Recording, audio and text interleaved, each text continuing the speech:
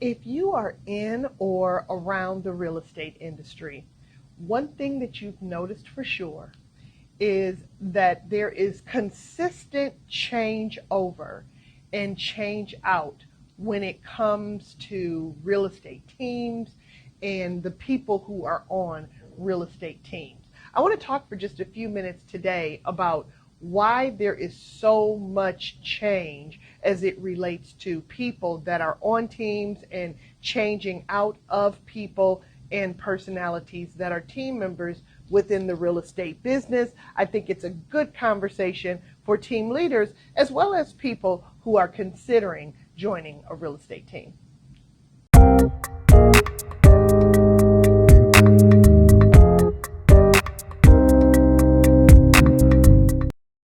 My name is Sherry Swift, and I am a leadership coach. I'm a performance coach. I am a real estate coach, and I have been coaching and training and helping people build big, bold businesses for well over 20 years. It has been my honor and absolute privilege to support some of the biggest and boldest and baddest teams that exist on an international basis. This uniquely makes me qualified to have a conversation with you today about team dynamics. And to answer the question, do you need to be on a team? Are you team eligible? Are you eligible to begin and manage a team? And then what's with all of the consistent adjustment around teams and their members and the change outs? So I'm excited to talk with you about this today. But first, do me a favor and subscribe and follow, because I am committed to here in this spot providing consistent value as a leadership coach and as a John Maxwell coach and as a member of the Forbes Coaching Council. It is my whole job to help people, no matter what industry, to go from where they are to where they really want to be. And if you'll just subscribe and follow me, it'll make it easier for me to do all of that for you in your life and in your world. So let's jump. If you are new to the real estate industry, or maybe you're not new, but you've just had a little bit of trouble with lead generation and finding your own lead sources, maybe you're considering joining a team. Maybe you've thought, I want to be in an environment where people are going to pour into me. Not only from a lead perspective, but I'll be with a group of people that feel responsible for one another, and I work better collaboratively within a group. So you might be thinking about joining a team, whether you're new to the industry or whether you've been around for a little while. There's a couple of things that I want you to consider if you are thinking about joining a team. Now, first of all, let's make sure that we're clear on what we mean by joining a team. When you gain your real estate license, no matter what state you're in, when you gain your real estate license, you are, for all practical purposes, beginning an entrepreneurial journey. This is your business. You are responsible for everything from gaining your leads, finding your leads, to lead conversion, to making sure that you're taking enough out and holding enough back into the side for your income taxes, to making sure that you are keeping up with your relationships and you're building a database and reminding people consistently who you are professionally so that they'll refer you. It's all yours. This is your business. From the time you get your real estate license and you decide that I am going to start a business in real estate, it's your business. Now, sometimes people, when they start their real estate business, discover that they're not ready to be independently responsible for themselves, and that maybe they just work better within a group. So sometimes they think, I want to join a team. But you should know that when you gain your real estate license, when you earn your real estate license, you are independently capable of working on your own. You just have to have the right habits, the right consistency, the right coaching, the right training in order to make that independent journey possible for you. We'll talk more about that in another video. But today, I want to talk about teams. And I want to talk about if you are a person that's considering joining a team, there's a couple of things that you might want to consider. Number one, you need to realize that when you join a real estate team, you are joining someone else's brand.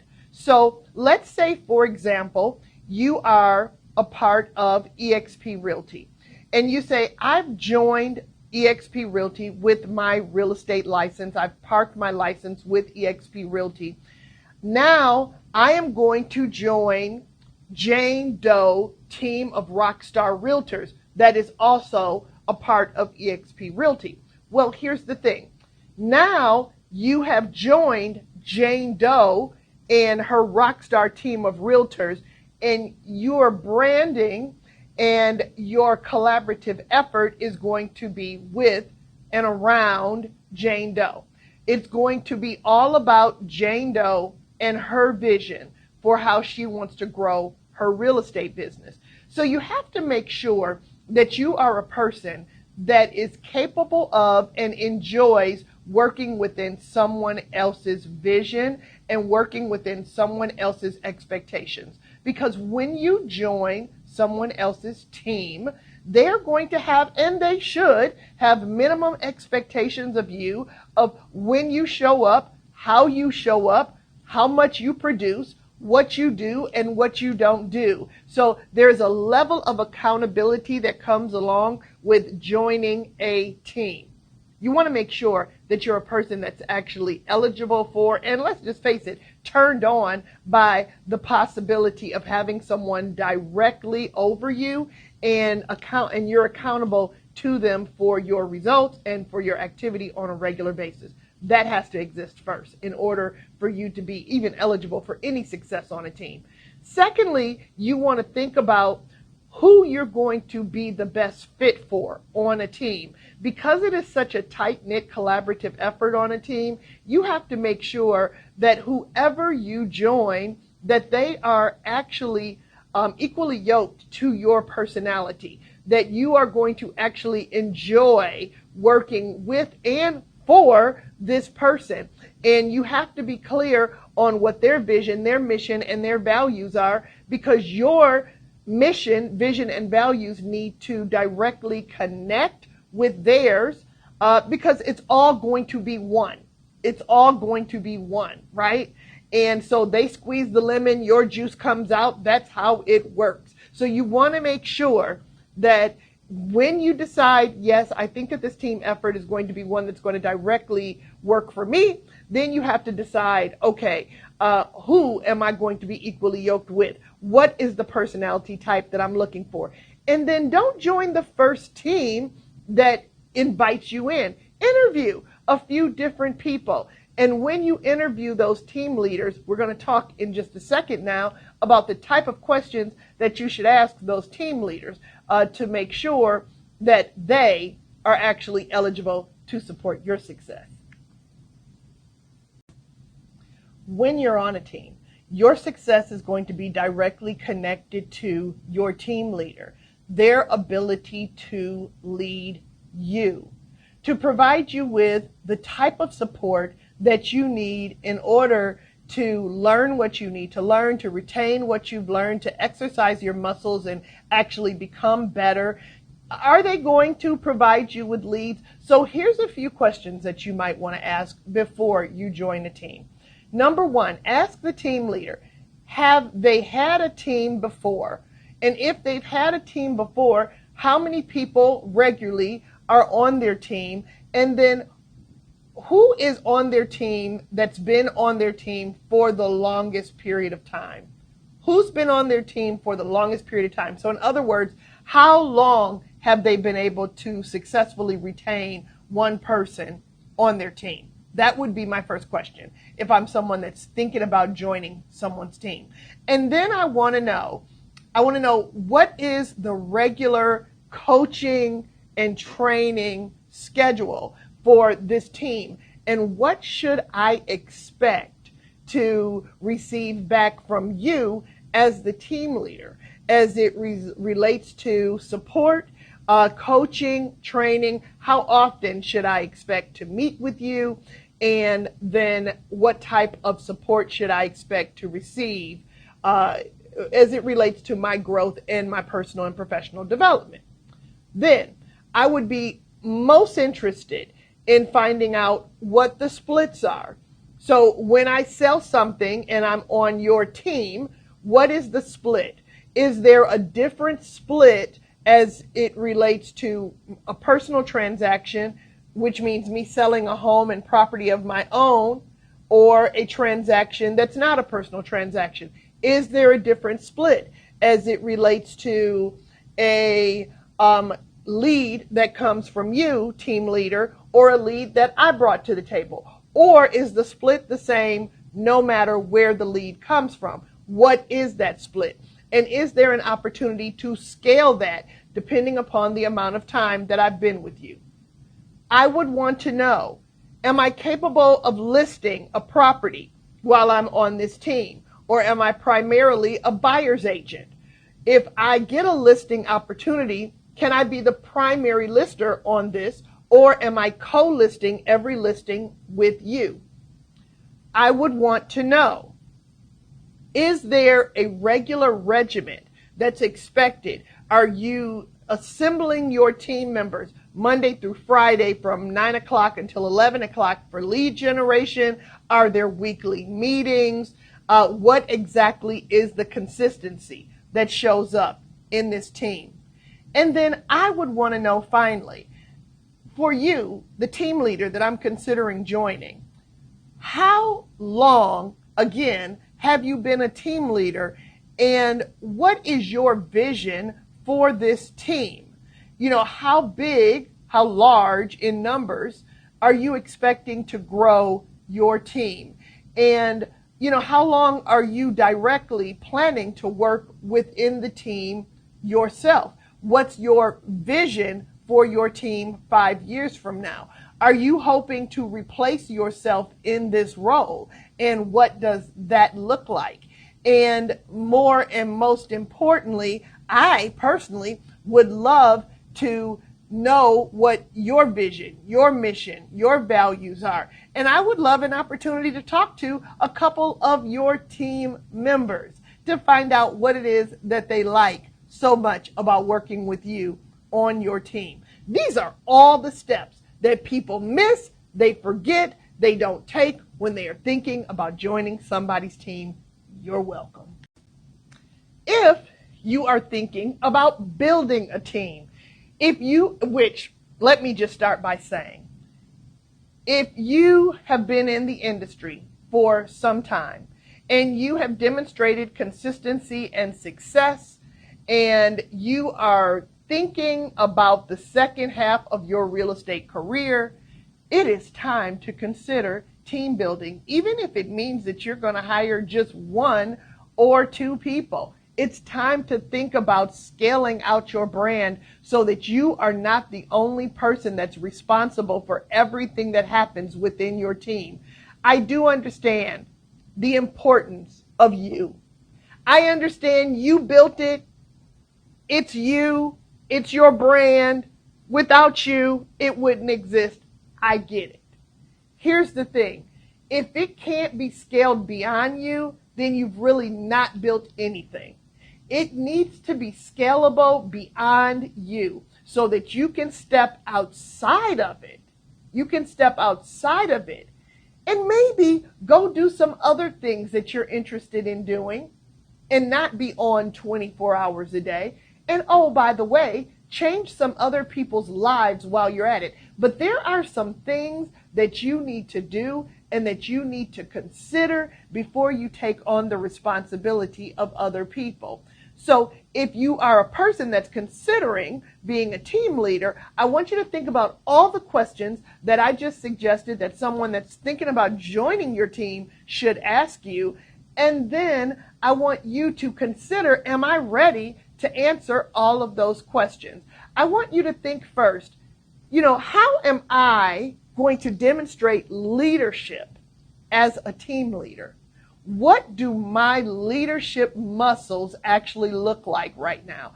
Am I a person at this point in my life that understands from an emotional intelligence perspective that I need to demonstrate consistency on a regular basis, emotionally, in my habits, financially, and I have to provide consistency in the level of support that I am going to provide to the people that would possibly join my team. I need to know enough about myself as a human being that in my leadership to know my personality type, to know the type of people that I'm going to mesh the best with. I need to know what I want and what I don't want in team members. I need to be perfectly clear on the type of environment that I am managing and what my value propositions are. I need to understand what my minimum standards are going to be. And then, and only then, am I going to open up my doors to other people, because I now have a clarity on what it is that I'm looking for. I am not just looking for a person that can fog a mirror, right? I am looking for somebody that matches all of these expectations. But most and more importantly, I am a human being. I am a leader that has put enough time, energy, and effort into myself to develop my own habits, to create my own consistencies, to have a bottom line standard of how I operate in my business, so that when I invite other people in, I actually have that to offer as a lesson and as a foundation for those people that are joining me. The challenge with teams, and why you see so much turnover on so many of these teams, is that the team leaders more often than not haven't taken the time that they need to develop themselves professionally. Now, understand, I'm not saying that they don't know how to sell a house. They have demonstrated that they have the skill set and they understand how to sell many houses. That's not the problem. The problem is that when you decide to team build, it requires something more than just your individual ability to do a job. It requires now that you actually have the skill set to manage and to lead and to have empathy and to care for and to hold accountable other people. That is a muscle that needs to be built. It's not just innate. It's not. And I think that a lot of realtors who are successful in the skill of selling real estate think that because they were able to do that, that they are going to very naturally also have the ability to hire and to manage other people.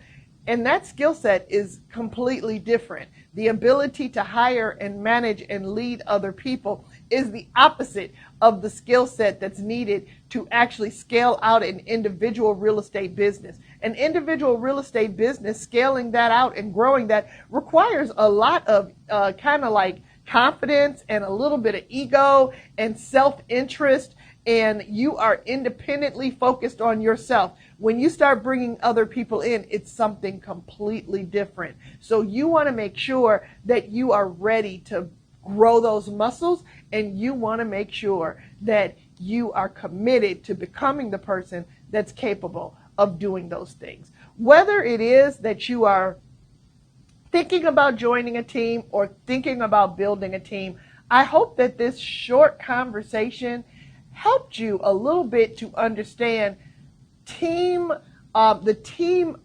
considerations and configurations within the real estate industry, and gave you just a few ideas, talking points, and understandings to help you make an intentional decision before you walk through that door, whether you are opening the door for other people or whether you are walking through the door for yourself.